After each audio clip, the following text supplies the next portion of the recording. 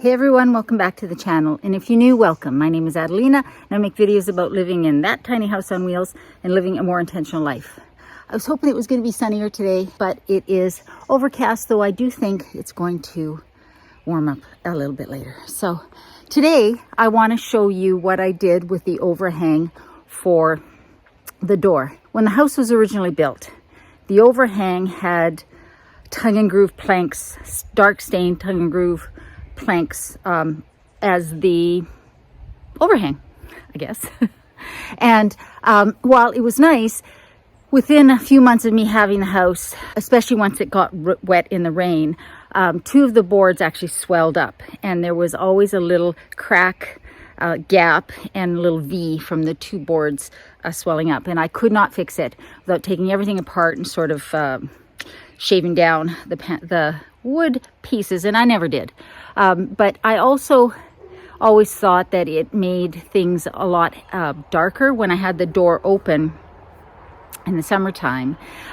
Yeah, it would provide a little shade, but not really that much inside the house. But what it did was darken it up quite a bit. And I always found it just a little too short, depth-wise. So what I decided to do when I moved here was change it. And what I did was I bought some of that corrugated plastic that you use on greenhouses and things like that.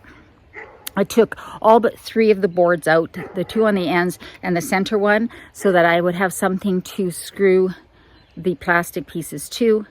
And now the overhang is not only a little bit wider, but also lets so much more light inside the house when the door is open.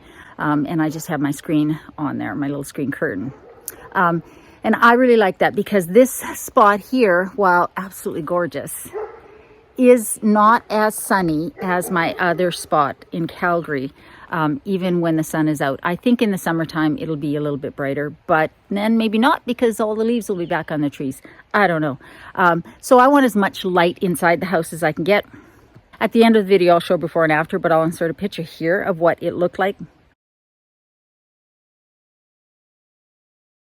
There was one part I didn't film. I just got sort of wrapped up in what I was doing, and that was getting the first bolts in because it's on a piano hinge and within 2 braces. You'll see what I mean. And I was by myself, so I didn't have somebody to help me with this, and I had to hold it up there while I got a few of those bolts in.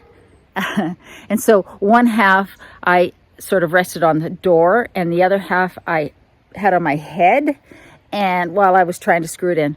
I wouldn't recommend doing that.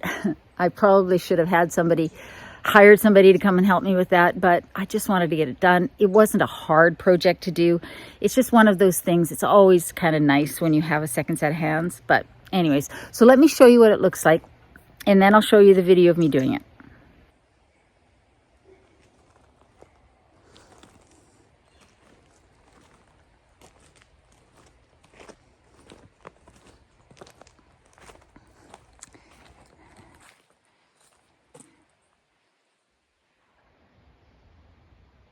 So you can see how much more light it's going to let in, and you can see the 3 pieces of wood that I put on, and you can see how dark that stain was. Anyways, I really like it, and for me it's perfect because I've added about 3 inches to the edge, so it gives me a little bit more coverage when it's raining. At some point down the road, I would very much like to add a little deck here, along here, and maybe make this a covered porch that actually snugs up to the house, and that will come off. But for now, that is perfect. Cue time lapse.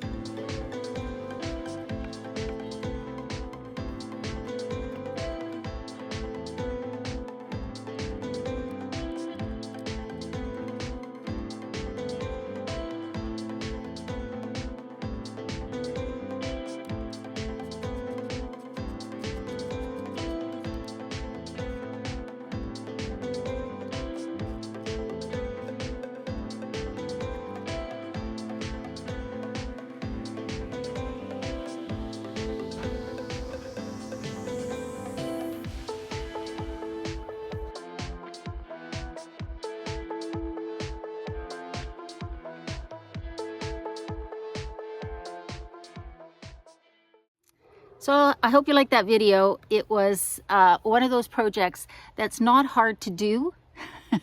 It's just a little annoying to do yourself. And I will say one disclaimer, big disclaimer. The reason that the builder put wood on there is because it was being built for a climate that had a lot of snow.